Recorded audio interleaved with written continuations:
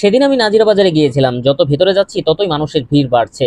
একটা দোকানের সামনে লম্বা লাইন, দূর থেকে দেখে ঠিকমতো দেখতে পাচ্ছিলাম না, তাই সামনে গেলাম। দেখলাম দোকানের নাম কি বিউটি লাচ্ছি।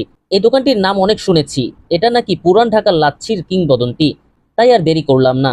ফালুদাটা স্পেশালি অনেক মজার ওদের ভিডিও লাচ্ছিদের, কারণ ওরা অনেক ভ্যারিয়াস টাইপের নাটস ব্যবহার করে, যেগুলো অন্য আদার্স কোনো রেস্টুরেন্টে আমি পেইনি।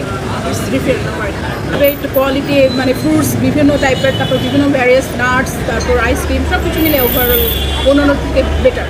আমরা অনেক আগে থাকতে খেয়ে অভ্যস্ত, আর এই জিনিসটা আর কোথাও পাওয়া যায় না। বিচি লাচ্ছিটা এখানেই পাওয়া যায়, মানে মোট কথা অথেন্টিক যেটাকে আমরা বলি। So it's good. স্পেশালি মানে কি আছে এটা?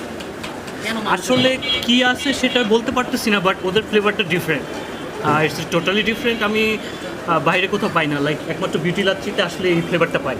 জানি না ওরা সিরাম না হোয়াট এভার কি ইউজ করে, I don't know about their quality, but the test is different. এটা তো আসলে আমাদের রক্তের সাথে মিশে যাওয়া কাইন্ড অফ বলতে পারি। মানে না খেলে হয় না এরকম বলতে পারেন, মাসে 2-3 বার আসতেই হবে, যত ব্যস্ততা থাকা হয়, এটুকুই বলবো।